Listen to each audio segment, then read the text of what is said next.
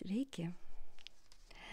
Aš esu dailininkė Sigutė Ach, kurios vardą dažnai sieja ir su leidykla Nieko rimto, nes leidykla Nieko rimto įsikūrė iš tiesų pradžioje leisdama tik tai mano kūrinius, o vėliau išaugo ir tapo labai garsia leidykla vaikams ir paaugliams leidžiančia knygas, kurių galbūt ne vieną esate jūs jau ir skaitę.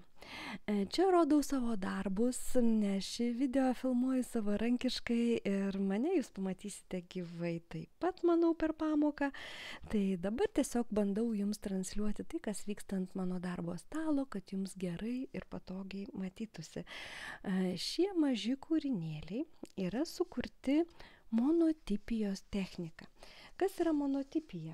Jinai gali būti atliekama bet kokiais dažais. Mano pamokoje jūs ją darysite skystais akvareliniais dažais ir jums gims štai va tokios visiškai atrodo nieko nereiškiančios dėmelės. Iš tų dėmelių vėliau gali gimti fantastiški, nuostabus kūriniai. Todėl, kad mes visi viduje esame iš tiesų labai kūrybiški žmonės, tik tai ne visą laiką mokam tą išreikšti. Ir mano pamokos pats pagrindinis tikslas yra išmokinti jūs išreikšti save, arba bent jau paskatinti, pradėti mokintis išreikšti save. Nes menininkais mes visi vienu ar kitu būdu esame jau vien dėl to, kad mes kuriame save kaip kūrinį. Ir jeigu mes save kaip kūrinį ignoruojam, tai tikrai labai liūdna.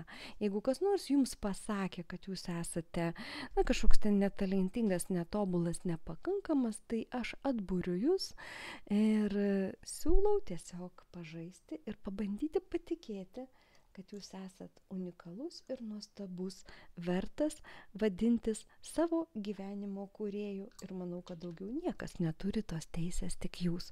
Niekas už jūs jūsų gyvenimo nesukurs.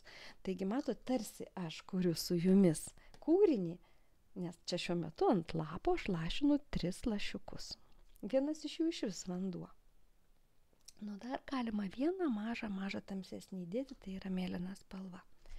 Ir dabar dar kaip visada dirbtuvėje ant stalo pasimeta priemonės. Ant jūsų stalo lygiai taip pat bus servetėlė. Ir va toks diskelis. Ir aš tiesiog prispaudžiu. Ir lėtai atsargiai pasuku.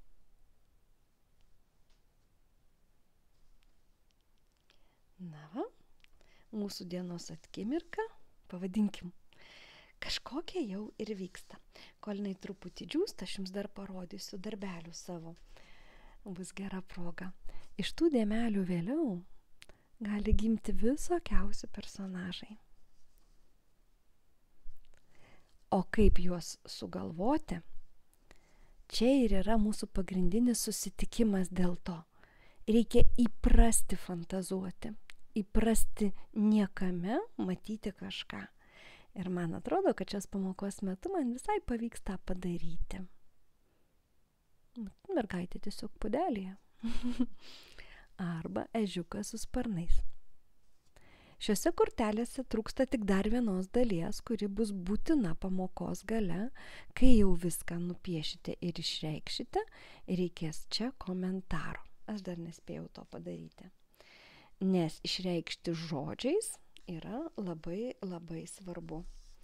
Jeigu mes daug jaučiame ir turime daug ką pasakyti, bet nerandame žodžių savo tiems jausmams, patirtims ir visokiams išvadoms, tiesiog pritrūksta žodžių, reikia treniruotis. Jeigu neišeina pasakyti, pradžioj reikia tada bent jau rašyti. Rašyti nors 3 žodžius, nors 4 žodžius, bet tai turi būti jūsų nuomonė apie tai. O jeigu nuomonė jūsų viduje nesiformuoja, tai jinai niekada negalės gilėti ir lavėti ir būti labiau pagrįsta. Nes pradžioje mes galim turėti nuomonę. Pavyzdžiui, man nepatinka riešutų sviestas. Bet tylėti, nes mūsų draugams riešutų sviestas patinka. Tai jeigu man riešutų sviestas nepatinka ir aš pasakysiu, tai mane gal išbrauks iš sąrašo ir su manim nedraugus ir mes kartu nevalgysim riešutų sviesto. Todėl aš tylėsiu ir gal net valgysiu riešutų sviestą, nors aš jam yra alergiškas. Tai pradžioje mes išmokstam pasakyti, kad man nepatinka riešutų sviestas. Po to mes galim išmokti pasakyti, kad man labai patinka tejūs, bet nepatinka riešutų sviestas. Tada netgi galima pasiūlyti, o ar nenorėtumėte ten kokio nors kitokio riešutų sviesto?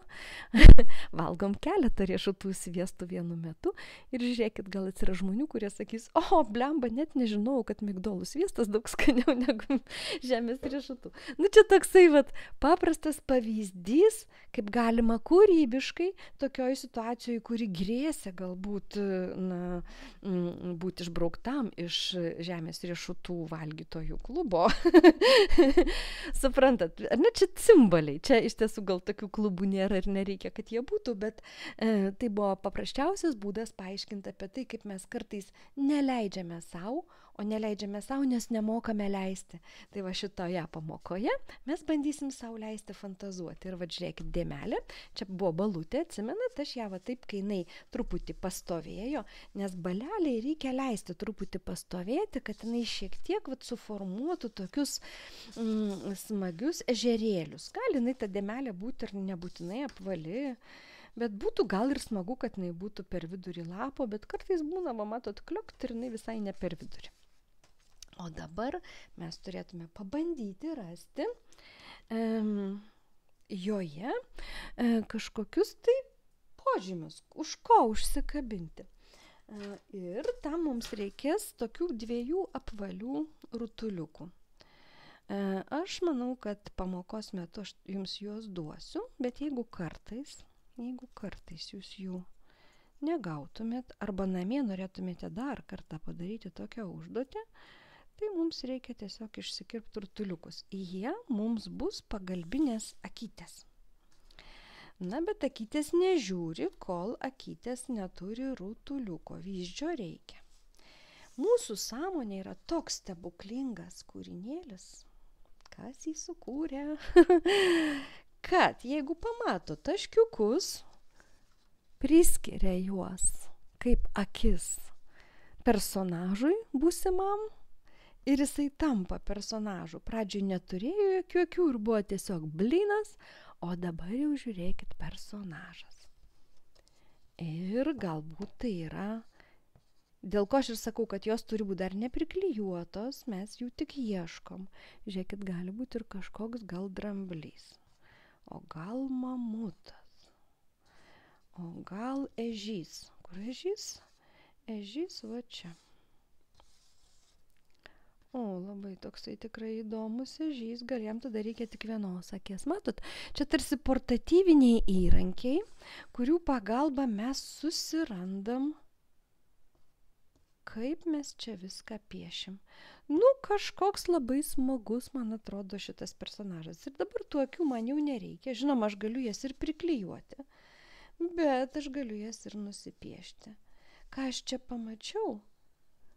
Aš čia pamačiau va tokį, gal sakyčiau, kurmį, kuris va čia stovi. Va, matau, toksai su tuo rožiniu tokiu megztiniu. Nu ir čia gal ne kurmis, jeigu čia tokia didelė uodega. Va, tą paleisti save kūryboje. Kas dabar vyksta? Juk mūsų tikslas nėra nupiešti pūkuotuką. Aš žinoma esu pūkuotukų dailininkas, aš mėgstu visokius žvėrelius piešti, nuo vaikystės juos piešiu ir man patinka, bet jūs čia galit matyti bet ką kitką, jūsų galvose yra visai kiti dalykai ir tai yra nepaprastai įdomu. Tai manęs čia mėgdžioti tikrai mažiausiai reikia, o jūs kaip tik pabandykit pasižiūrėti, kokiegi juokingi, liūdni, gąsdinantys, o gal kažkokie tai nuotykingi dalykai, kurioziniai dalykai, kontrastingi kyla jums, kai jūs žiūrite į dėmelę, o jūs tokių padarysite 3. Tai dabar, kad negaišinti jūsų laiką, aš jums patį principą paaiškinau, ir su savim supažindinau pačios sistemos. Esmę parodžiau. Tokiu būdu mes ne kūrinį piešiam iš tiesų, o lavinam savo kūrybiškumą. Ir šitoj pamokoj tai yra visų svarbiausia. Tai tęskite dabar jau gyvai drauge su manimi.